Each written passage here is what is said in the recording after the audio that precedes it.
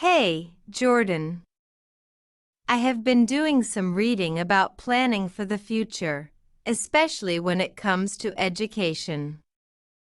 Have you ever thought about education insurance for your kids?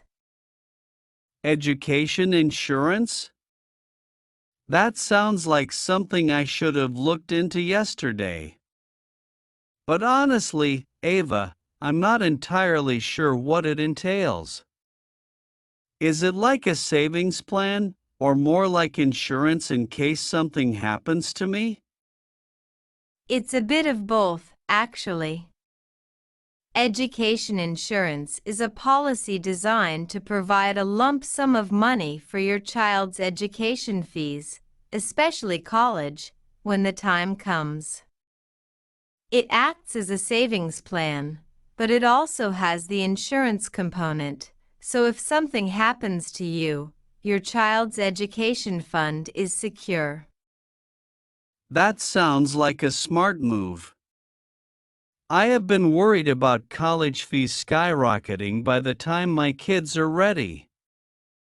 But how does this differ from, say, a regular savings account or an education savings plan?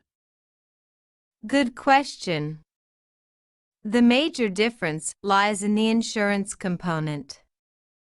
With a regular savings account or even a 529 college savings plan, you are putting money aside, which is great. But if something unexpected happens to you, there's no additional protection to ensure those savings can cover all educational expenses. Education insurance ensures that, no matter what, your child will have a specified amount available for their education. I see. That does add a layer of security. But what about the costs? I imagine the premiums must be pretty high for that kind of guarantee. It varies. Premiums depend on several factors like the policy amount, the term length, your age, and health. Generally, the earlier you start, the lower the premiums since you will be paying over a longer period. Plus, some policies offer flexible payment options or even partial withdrawals for emergencies. That flexibility sounds useful. But how do I choose the right policy? There must be a ton of options out there. Typically, the payout can be used for any educational expenses, including tuition, room and board, books, and other fees. Some policies are flexible about the use of funds, not strictly limiting them to educational expenses, which could be useful for unforeseen circumstances. Interesting. And I assume the payout is specifically earmarked for educational expenses? Or is it more flexible? Definitely start by figuring out how much you think you will need for your child's education. Consider the type of school they might attend, inflation rates, and so on. Then, look for policies that offer the coverage you need with premiums you can afford. It's also smart to check the insurer's financial stability and customer service record. Consulting with a financial advisor who understands your financial situation and goals can be incredibly helpful, too. Got it. And what about the tax implications? Are there any benefits or drawbacks in that area? Tax implications can vary by country. In some places, the premiums you pay might be tax-deductible, and the payout could be tax-free if it's used for educational purposes. But it's important to check the specific tax rules in your jurisdiction or consult a tax professional. This has been incredibly enlightening, Ava. I think I will start looking into some policies and possibly talk to a financial advisor. It seems like a responsible step to secure my children's future education. I'm glad to hear that, Jordan. It does feel good to know you are taking steps to protect and provide for your children's futures. If you need any help or more information as you start this journey, I'm here for you. Thanks, Ava. I appreciate it a lot. It's one of those things you don't realize is important until you start digging into it. Let's catch up again soon. Maybe I will have some updates by then. Looking forward to it, Jordan. Take care and happy policy hunting. Absolutely, Ava. And you know, this conversation got me thinking. There's an aspect we have not touched upon yet. What happens if my child gets a scholarship or decides not to go to college? How does education insurance adapt to those situations?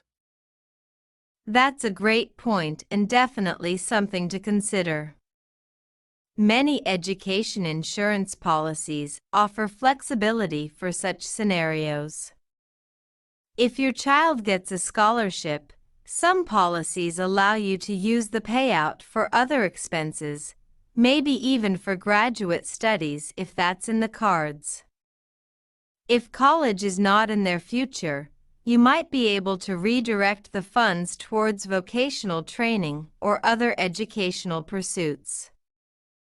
However, it's important to read the fine print or ask an advisor because policies can vary widely in their terms.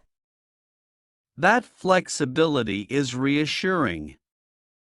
It's all about securing the future, whatever path they choose. Speaking of which, do you think these policies impact how children view their educational journey, knowing there's a fund specifically set aside for them? It's possible. Knowing there's a safety net might motivate some children to take their education more seriously and explore opportunities they might have considered out of reach. On the other hand, it's important to foster a sense of responsibility and not a sense of entitlement. It's all about how you communicate the purpose and value of the education fund to them. Communication is key, indeed. I plan on involving my kids in the financial planning process, at least at a level they can understand. It should teach them the value of money and planning ahead. That sounds like a fantastic approach, Jordan. Teaching financial literacy from a young age is invaluable. It not only prepares them for their own financial futures, but also helps them appreciate the efforts behind their education. Right. And, stepping back a bit, I'm also thinking about the wider family. Do these policies typically allow for contributions from grandparents or other family members? It could be a collective effort to secure the children's future. Yes, many policies are flexible in that regard, allowing family members to contribute. It's a wonderful way to get the whole family involved in supporting the child's future. Plus, it can be a meaningful gift from grandparents, aunts, and uncles, contributing to something with long-lasting impact rather than immediate but fleeting pleasures. That's an excellent point. I will definitely bring this up with the family. It could be a significant part of our family planning, ensuring all the kids in the family have support for their education. Absolutely, Jordan. It's a powerful way to build a legacy within the family, emphasizing the importance of education across generations. If you need any help presenting this idea to your family or figuring out the logistics, I'm more than happy to help brainstorm. Thanks, Ava. I might take you up on that. And who knows? This might even encourage a family tradition of sorts, fostering a culture of learning and mutual support. What a beautiful tradition that would be. It sounds like you are on a great path, Jordan. If there's anything more you need, or if you have more questions as you delve deeper, you know where to find me. Will do, Ava. Thanks for all the insight today. It's been incredibly helpful, and I feel a lot more prepared to tackle this now. Anytime, Jordan. I'm glad I could help. Here's to a bright future for your kids and the generations to come. Let's definitely keep this conversation going. Absolutely, Ava. Take care and talk soon. Take care, Jordan. Looking forward to our next chat. Before we wrap up, one last question that's been nagging me. With all these plans and preparations, is there a risk of overinsuring? I mean, can we get too caught up in planning for the future that we might not live our best lives now? That's a thoughtful question, Jordan.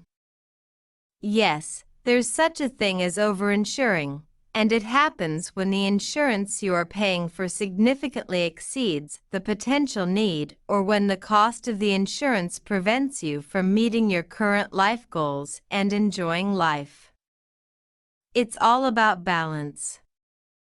The key is to ensure that you are adequately protected without compromising your current quality of life.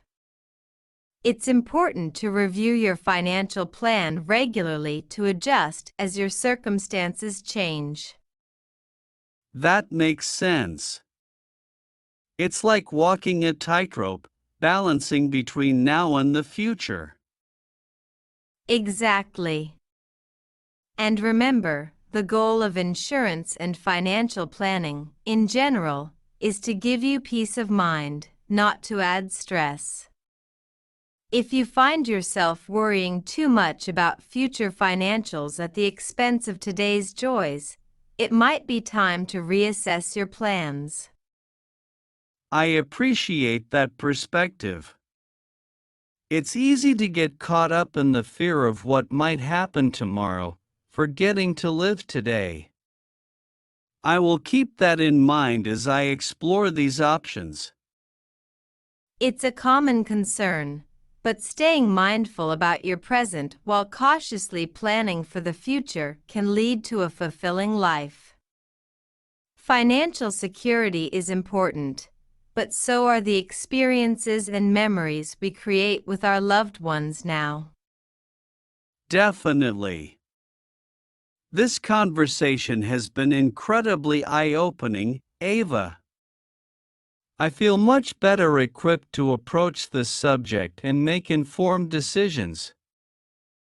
Thanks for shedding light on all these aspects. I'm really glad to hear that, Jordan. Always happy to share what I know and explore these important topics together. Remember, planning for the future does not mean sacrificing the present. It's about making smart choices that ensure security and happiness at every stage of life. Well said, Ava. I will start looking into education insurance with a fresh perspective and involve my family in the discussion. It's about securing the future while cherishing our current moments. That's the spirit, Jordan. If you have any more questions or need advice as you go along, you know where to find me. I'm always here to help. Will do, Ava. Thanks for all the insight today. It's been incredibly helpful, and I feel a lot more prepared to tackle this now. Looking forward to it. Take care, Jordan, and enjoy the journey of planning and living. You too, Ava. Until next time, take care. Bye, Jordan. Can't wait to hear all about it next time.